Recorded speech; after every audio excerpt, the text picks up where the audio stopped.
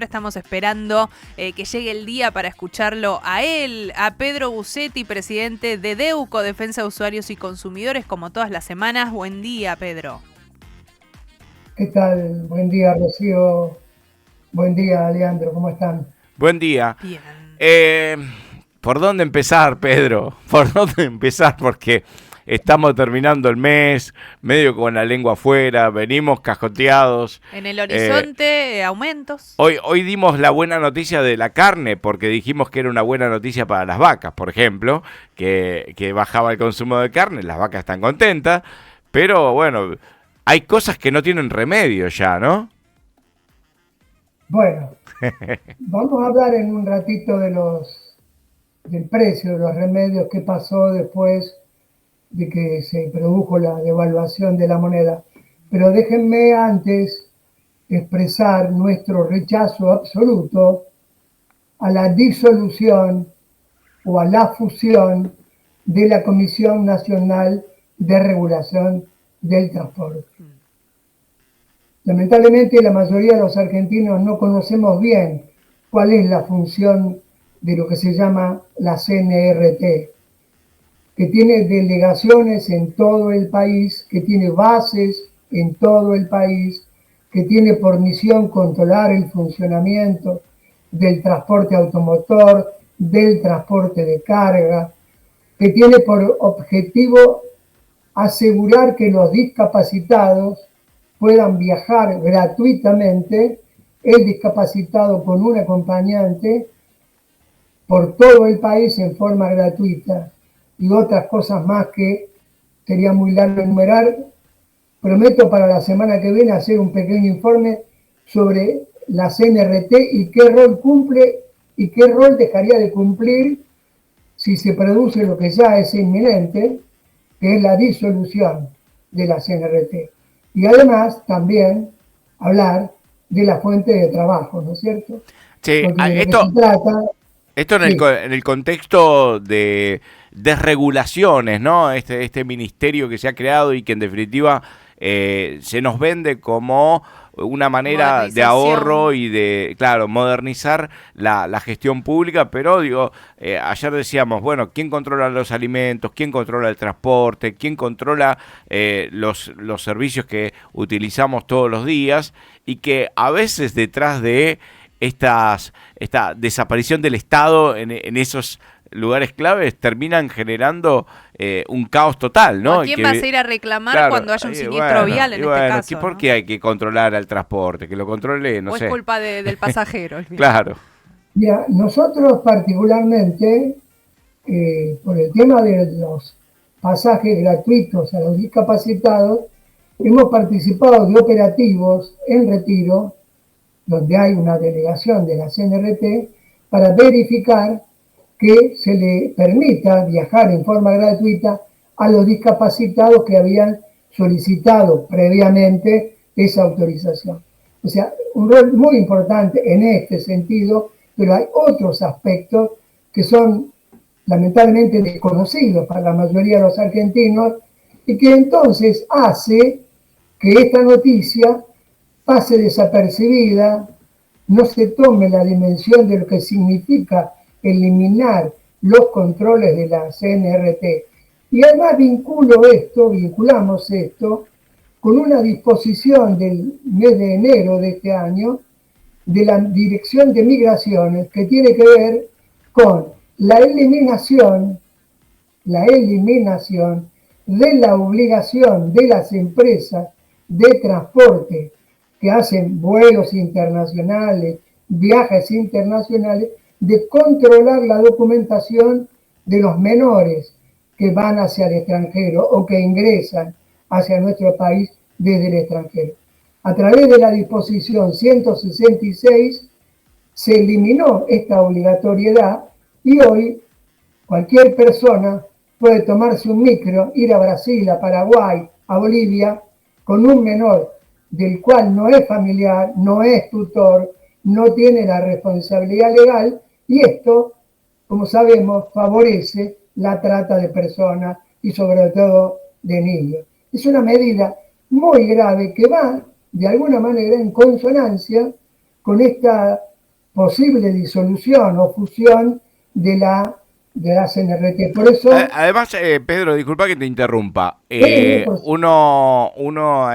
Digo, frase que ha salido mucho cuando sale un micro, ponele, y vos decís, che, no está el control de alcoholemia, si el chofer, tomó o no tomó drogas, Sí, durmió y viste las que cuando hay una oficina de la CNRT, uno dice, bueno, hay una oficina, hay un espacio, hay alguien que puede controlar a nivel nacional y hacer una logística acorde a lo que implica, no solo lo que consume, sino el si control. Mentalmente está apto para conducir, ¿no? Pero bueno, vamos hacia un estado, decíamos, ayer le pusimos nombre, anarcovialidad, por ejemplo. Mirá, porque, vamos a distintas anarquías, ¿no? Como diciendo, bueno, si se quitan los controles y habrá, territorios que nadie controle, será, lo decíamos en función también de la falta de patentes, donde, cada cual hace lo que quiere, el que pierde la patente no la recupera nunca más, ya no hay patentes en los coches,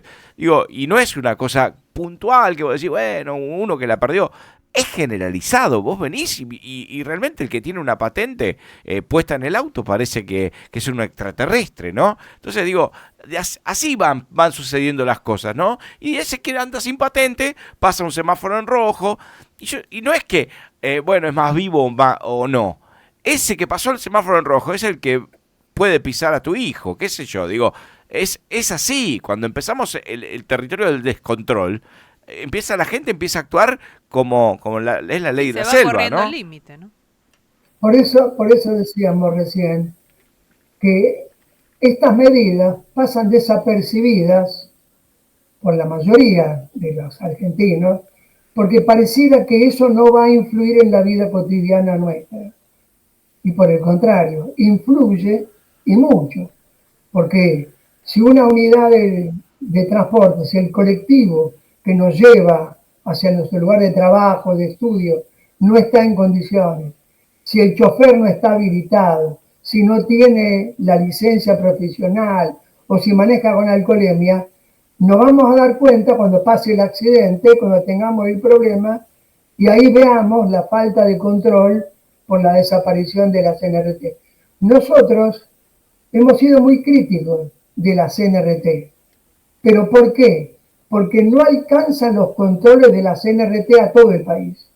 Porque obviamente la red de transporte en Argentina es tan grande como su extensión geográfica. Y por ejemplo, el horario de atención de la CNRT en las distintas delegaciones provinciales es generalmente de las 8 de la mañana hasta las 4 de la tarde.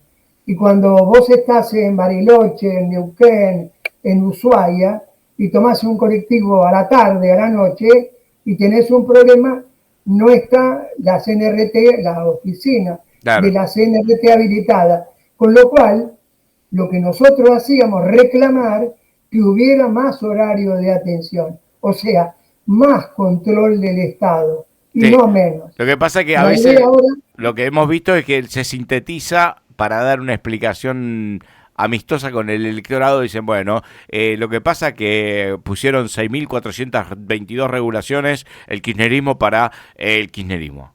Quieren regular para estar en el Estado y controlar. Entonces parece una explicación que a un niño quizás le parezca satisfactoria, pero no se discuten. ¿Qué regulación está sacando? ¿Qué tipo de control implica, no sé, el SENASA? ¿Qué tipo de control implica, la CNRT? Bueno, evidentemente hay explicaciones que se dan casi como cualquier cosa que pase en la Argentina, culpemos al peronismo, al kirchnerismo, lo que había antes, y como que el Estado fue ineficiente hasta acá y hay que destruirlo, ¿no? Eso es como la explicación general que cuadra para todo.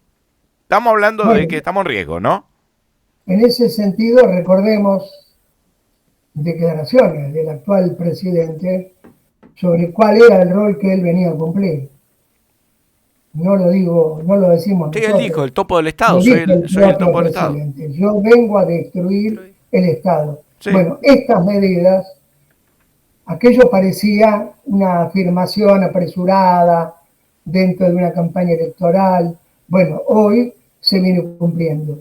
Y otra cuestión importante, están trabajando sobre la desregulación de la ANMAT, de la Administración Nacional de Medicamentos y Tecnología, que es la que controla que los medicamentos que nosotros compramos en la farmacia tengan la calidad que tienen que tener, que los medicamentos que ingresan o las materias primas que ingresan del exterior para producir medicamentos también tengan la calidad que tienen que tener, y si esto se elimina o se fusiona, que es la idea, y fusionar para este gobierno significa disminuir la capacidad de regulación a través de la disminución de la planta de personal.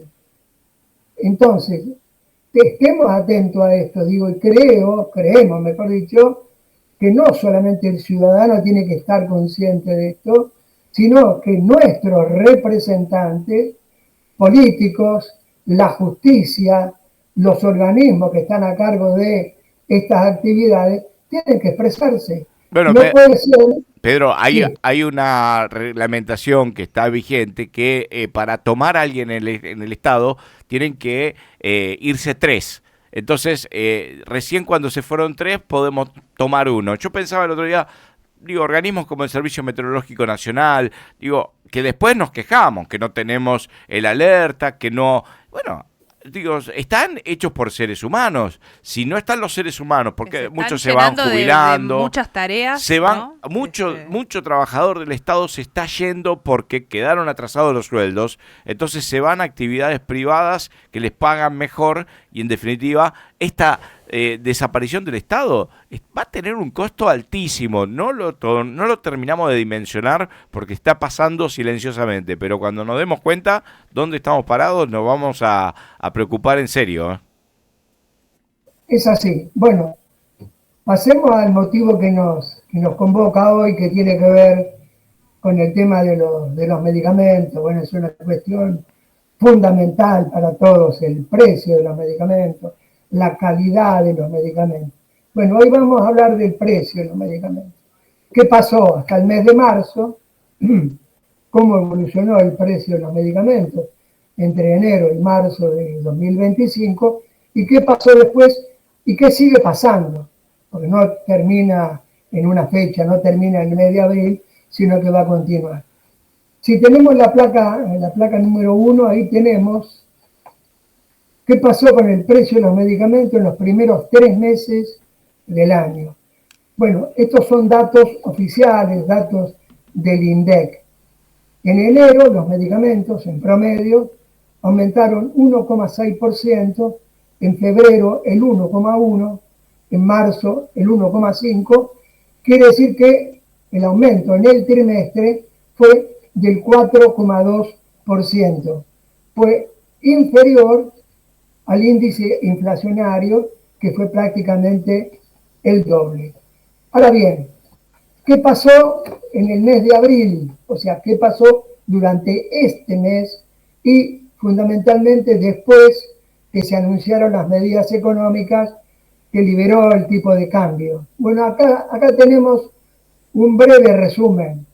No están todos los laboratorios porque es tan extensa la lista de medicamentos en nuestro país que no hemos llegado a poder comprobar los aumentos de todos los laboratorios. Pero acá tenemos un buen listado, tenemos 11 laboratorios que han aumentado en estos índices que estamos señalando, que en todos los casos superan el aumento que se produjo en cualquiera de los 3 meses anteriores. Como decíamos recién, en un trimestre los medicamentos aumentaron un 4,2% y aquí vemos laboratorios que en el mes de abril han aumentado el 4, el 6, el 8, el 5 y algunos menos, pero siempre aumentaron por encima de lo que aumentó el índice promedio de los meses anteriores. Y pasamos a la placa número 3. Acá tenemos algunos ejemplos. Lo que está en amarillo, acá tenemos el precio, tenemos el principio activo. Por ejemplo, el bromazepam es un ansiolítico, en marzo tenía un valor, en abril aumentó en 2 oportunidades.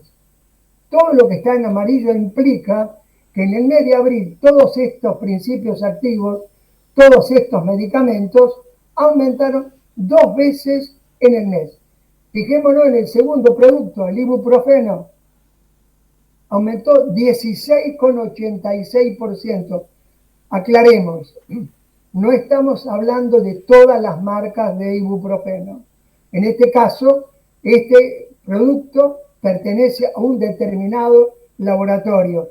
Por supuesto, no podemos poner la marca del producto ni el laboratorio, pero sí estamos explicando qué es lo que viene sucediendo con los medicamentos. Bueno, aquí tenemos 9,20%, 13,40%. Sigamos con la próxima placa, la número 4. Así vemos. Es impresionante los porcentajes, ¿no? Claro. Porque vos dabas el porcentaje general de los laboratorios, pero en los productos de mayor consumo siempre pasa lo mismo, ¿no? Lo que más se consume es lo que más aumenta también, ¿no? Como una forma también de trasladar a precios lo que va a salir seguro. Lo inexplicable, lo que no se puede explicar, sería bueno que la industria, que los laboratorios, que estos laboratorios que han aplicado estos aumentos pudieran explicar por qué, si el índice de inflación de marzo fue el 3,7, hablemos de índice general, no estamos hablando del costo de los medicamentos, por qué los aumentos pueden ser del 7,12, del 9,20, sí, del 14. Estoy viendo el descongestivo 14% y es lógico, estamos entrando en la temporada alta, ¿no? Entonces, esto claro, es como el pescado en Semana Santa, ¿no? Sí. Hay que aumentar lo que sale, ¿no? Qué duro que es todo, ¿no? Porque las industrias farmacéuticas que se supone que deberían representar algo noble, empresas que se solidarizan con vos. Empresa y solidaridad no van de la mano, ¿no? Del otro lado. Pero no, es sigamos, como sin piedad. Sigamos con la placa número 5, porque es importante que las personas que nos están viendo por YouTube puedan tener esta referencia, por lo menos visual, de cuál es el panorama. Y aquí seguimos insistiendo con lo que venimos repitiendo desde hace muchos años. Los medicamentos son bienes esenciales, no son ni un producto de distracción, ni un producto que puede dejarse de comprar. Claro, no son huevos de Pascua, ¿no? Estamos hablando de otra cosa. Los medicamentos tienen que tener regulación del Estado. Bueno, esto no pasó nunca, o pasó brevemente, como hemos señalado en algún momento, cuando Arturo Illia fue presidente, se sancionó la ley de medicamentos, que duró poco tiempo, porque por esa razón hubo un golpe de Estado contra el presidente Illia, precisamente por la ley de medicamentos que había dictado, que había propuesto Arturo Oñatibia, ese gran ministro de salud que tuvimos en la década de los 60. Bueno, después de esa experiencia muy, muy importante, que generó la reacción de toda la industria y de los sectores vinculados a la misma, nunca hemos tenido control del precio de los medicamentos. Sí, y vemos el que tiene la oportunidad de viajar y comprar medicación fuera de la Argentina, va a tomar dimensión de la estafa, ¿no? Porque, digo, hemos visto productos, gente que ha estado en México, por ejemplo, y hay medicación que no vale nada. No vale nada en países, desarrollados, países como México, con industria farmacéutica propia, y medicación que no tiene subsidio, nada, está al precio de mercado. Hemos visto comparaciones con España, con Europa. Estamos pagando precios imposibles en medicación como si, no sé, estuviésemos tomando otra cosa. Y un esto, tratamiento especial y no, es algo y de venta esto libre, es fácil justamente. de comprobar, ¿eh? No, además, recordemos que el ministro de Desregulación, Adolfo Sturzenegger, el año pasado, en un reportaje televisivo con Luis Majul, dijo: los argentinos estamos pagando 7 veces más caros los medicamentos que en España y 13 veces más caros los medicamentos que en la India. Bueno, cuando hizo esta manifestación, nosotros dijimos, bueno, va a dictar alguna medida para que esto no sea una realidad. Bueno, lo único que hizo fue propiciar la importación de medicamentos, Claro. cosa que en principio no se ha logrado y que además esto traería, obviamente, como siempre, cuando algo se importa, invade el mercado argentino, se produce una situación crítica en los sectores de la producción y por ende una repercusión sobre la fuente de trabajo. Fijémonos lo que está pasando con los alimentos, que lo hablamos la semana pasada, sectores de la producción de alimentos que están afectados por la importación, que es cada día más creciente y, como se dice vulgarmente, termina pagando los platos rotos, ¿quién? El trabajador, Bien. que pierde la fuente de trabajo, que se lo suspende, y esto, lógicamente, resiente todo el aparato Sí. productivo, Yo creo, el sistema Pedro, laboral y demás. la única política que realmente fue eficiente con el tema de frenar los precios de las marcas que estamos hablando fue cuando salió la ley de genéricos y ahí estuvo Ginés González García que sacó una ley que permitió acceder a otras marcas y acceder al medicamento por el nombre genérico y eso nos permitió bajar muchísimo, acceder a las drogas con por lo menos una alternativa, ¿no? Y hoy yo lo sigo aplicando, ya lo dijimos un montón de veces. No vayas a la marca más cara porque vas a encontrar unas diferencias enormes. Y se pueden conseguir genéricos por menos guita. Pero, digo, esto hay que entenderlo como una política que, digo, si vos no conocés los precios, no estás informado, estás desprevenido, muchas veces te terminan vendiendo el más caro también, ¿no? Porque también los laboratorios tienen Sí, es sus toda una estrategias. cadena, desde el médico Claro. pasando por el farmacéutico. Hay una cadena de comercialización, desde el que va el visitador El médico visitador que médico, lo claro. promociona. Digo, no es una industria que fluye libremente. Hay muchos actores muy activos Que compiten. y muy agresivos, ¿no? En un mercado que no compite por precios, sino que en definitiva, ¿quién impone la marca, no? Digo, es interesante en algún momento profundizar un poco más eso. Sí, comparto con vos lo que decís sobre la ley de medicamentos genéricos, que tuvo un resultado favorable, que pudo haber tenido un mejor resultado y que podría seguir teniendo hoy, en las actuales condiciones, un mejor desempeño. ¿Por qué? Porque es cierto que determinados principios activos, de los cuales ya se ha perdido la patente, o sea, no hay que pagarle la patente al fabricante, al descubridor, hoy permite que haya competencia entre los laboratorios en principios activos como paracetamol, el ibuprofeno, y si nosotros vemos, podemos comparar los precios del mismo producto, de la misma cantidad, de la misma presentación, entre distintos laboratorios, cosa que habíamos dicho hace un Tal par de cual, lo semanas hicimos, atrás. es cierto. La diferencia puede ser de hasta un 300% que estamos pagando de más por el mismo producto, que además, y en esto debemos decirlo también, está garantizada la calidad por los controles que hace este organismo que ahora estaría amenazado, que es la ANMAT.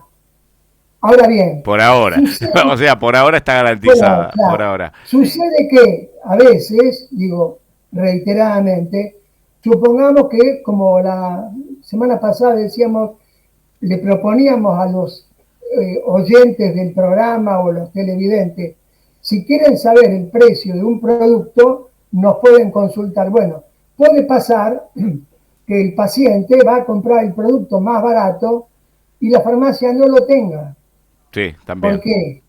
Porque no tiene la cantidad de variedades del mismo principio activo disponibles para la venta. Bien. Y además, algunos laboratorios logran la fidelidad de las farmacias a través de promociones que hacen que se favorezca la venta de tal producto en desmedro de aquel producto que es más económico. Que te voy a contar algo que no es un chiste. Yo conocía gente que, ¿sabes cuál era su trabajo? Tenía que ir a comprar a la farmacia. Entonces, su trabajo era llegar, pedir el medicamento para el laboratorio que trabajaba, y en caso de que el farmacéutico le recomendara la marca X, ¿sí? Les daba un premio al farmacéutico. Decía, muy bien, ustedes cumplieron con el acuerdo de promocionar nuestra marca y había un premio. Entonces, esta persona trabajaba de eso. Mirá vos, tenía un control total. Un control, qué sé yo, era una forma de premiar la lealtad, ¿no?